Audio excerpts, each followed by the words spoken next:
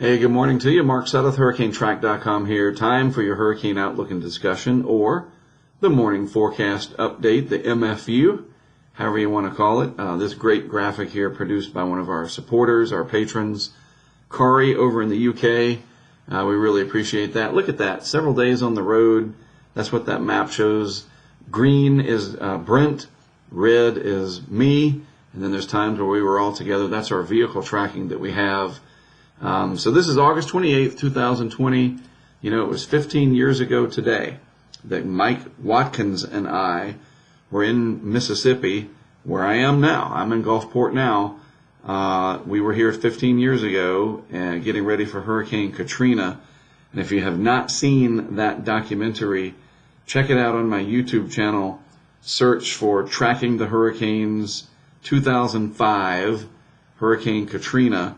You know what? I'll just put the links in the description of the video. Why don't I just do that? All right? I won't be lazy. I'll do that.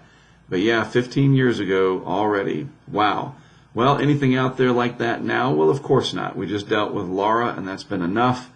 The remnants of Laura now, the low-level circulation here over southeastern Missouri, entering western Tennessee. And there are some thunderstorms in these bands that come through here.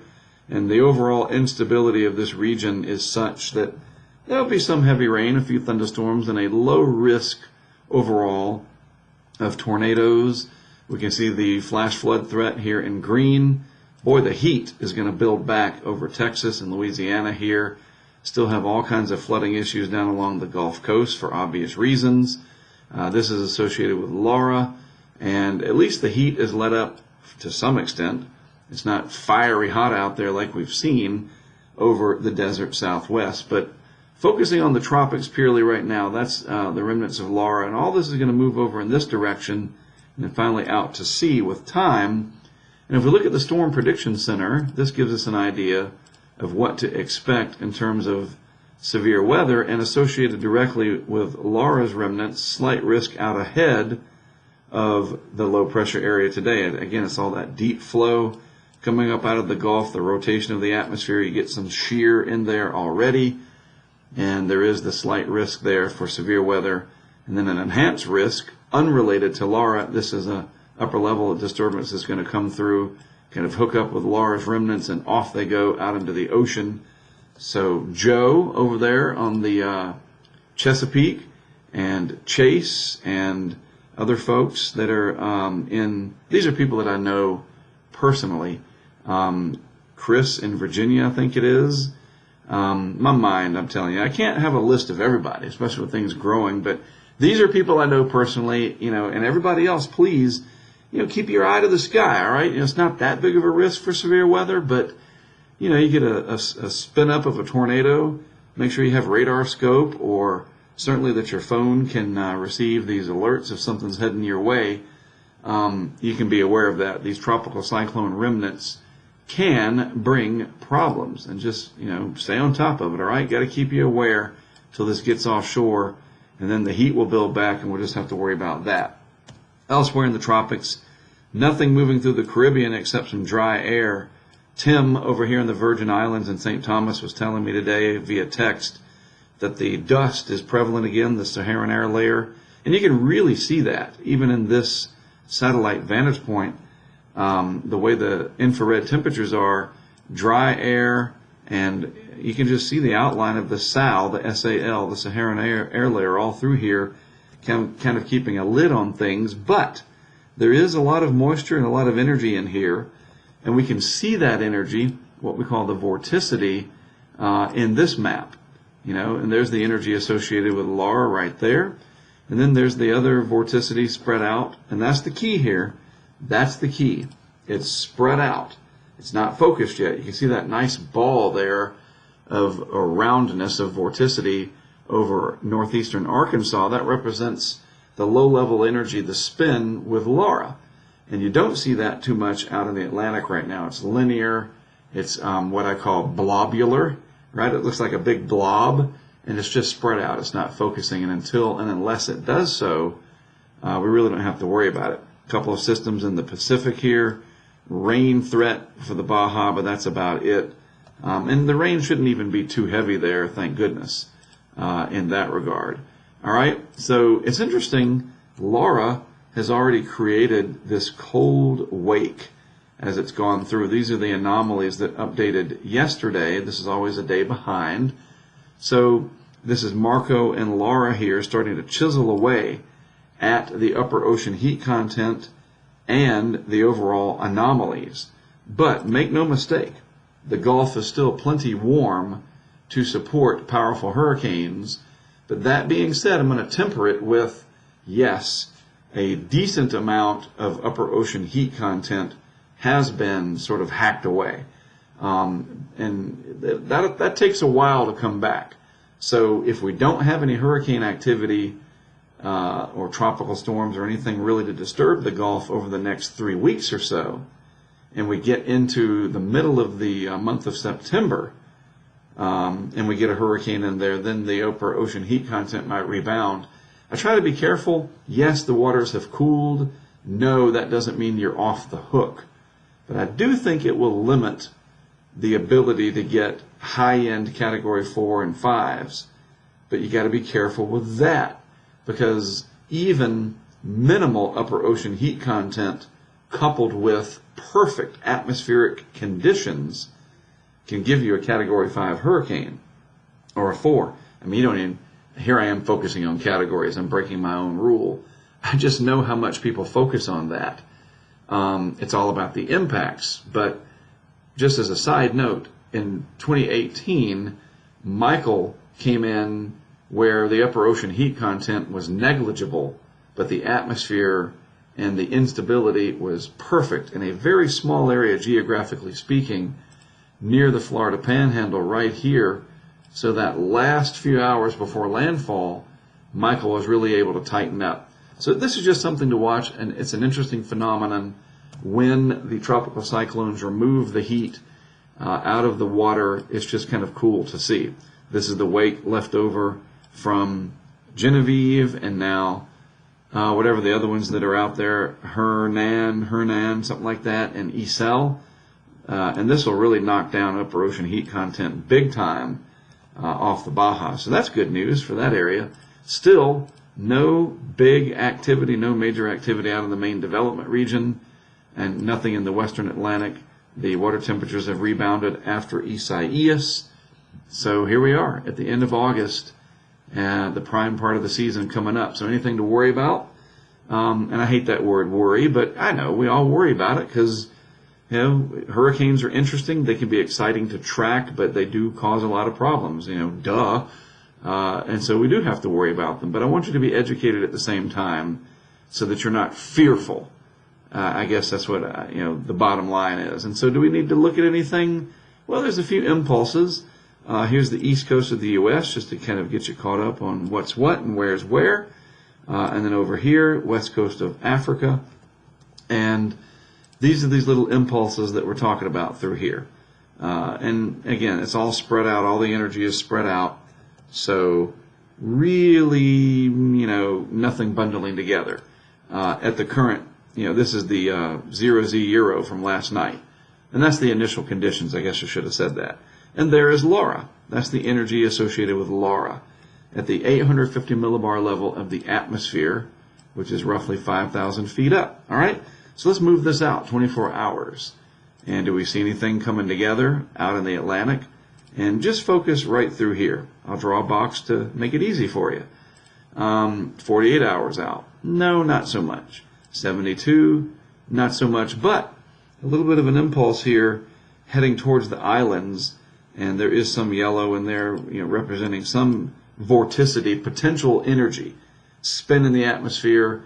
It's hard to describe what vorticity is, but when you see these little ripples of vorticity showing up, that shows me that there's probably rain and thunderstorms under there. And it's just that the more concentrated we see that vorticity package, if you will, and I'm trying to break this down for you so you understand it. The more concentrated it is, the more powerful the storm is. That's how that works. The meteorological, mathematical, physical nuts and bolts of it, well, you should go to a university and study it there because I don't have time to do it for you here. But the point is this impulse coming across could bring some showers and thunderstorms and gusty winds for our friends down in the islands. So just keep your eyes on that. 4 days out, still a little bit of an amplification of the wave. And you see, well, why is it called a wave? Well, there's the bending of the height field, and it looks like a wave. You have your trades coming through here, and you have these waves of low pressure. I drew that one there, but you get the idea. That's a wave, right? So there's the axis of it roughly moving through the islands. So just be mindful. Maybe get some fresh water for your tanks, your cisterns. Finally, by day 5, that impulse there approaching the northern part of Hispaniola. So yeah, we got to watch, because sometimes these sneak in and they blow up at the last minute. It's that time of the year where nothing can be ignored. You just can't do it. And then real quick, days 6 and days 7, maybe the makings of a tropical system, but that's far out in time. Totally expected, because this is September the 4th, so no surprise. And we got to watch. Maybe this tries to flare up. This is a week out, and we know what can happen just a week out in model fields, how things work out, right? So real quick, let me show you this. This is, I kind of spoil it for you. This is after. This is before. All right, so this is the camera down in Hackberry. And you know what? I'm going to bring me on. I like to talk to you and not at you. Let me pull up, there's a bayou, and I'm going to get the name of that bayou so that, and I know you're shouting it out right now as you're watching. I think it's Chica, is it going to show up in here? Bear with me, and if I can't find it quickly so I don't look like a fool here, we'll just move on and we'll just call it Hackberry. But I like to be accurate in where I am depicting these things. So I know it's up along 27, I think it was. So let me look up Hackberry. There's a specific bayou that this is sitting on. All right, and there's Hackberry. Okay, so this bayou down here is called, well, look at that. Google Maps is not going to show me. Whatever. You know the name of it if you live there. It's my fault for not having it memorized.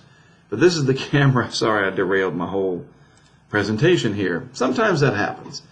This is what it looked like. This is the archive when we set it up, whatever it was, 2 days ago now. This is a boat landing down there. We met some very nice people.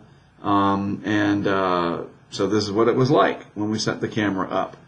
The hurricane moved in. It was crazy and, wild, and we watched it. It was dark, so we didn't get to see what happened.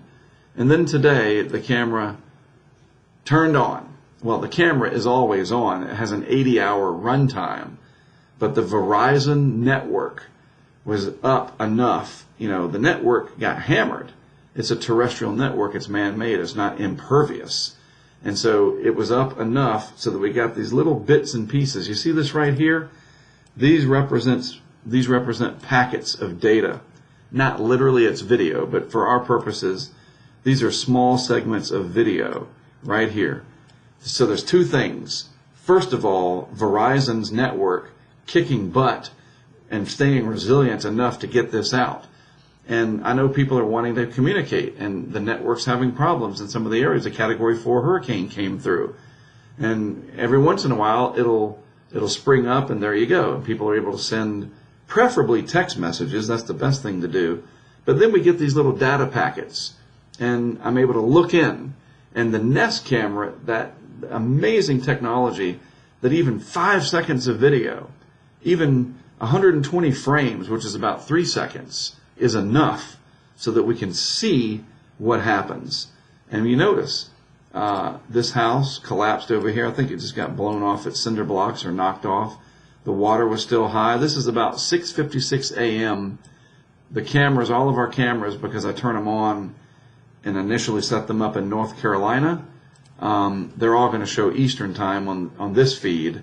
But this is I grabbed one of these packets. It's right there. And I wanted to show you, this is what it looks like down in the Hackberry area along this bayou. And it looks like the camera is not online right now. This would be blue. So Verizon's network is up, it's down.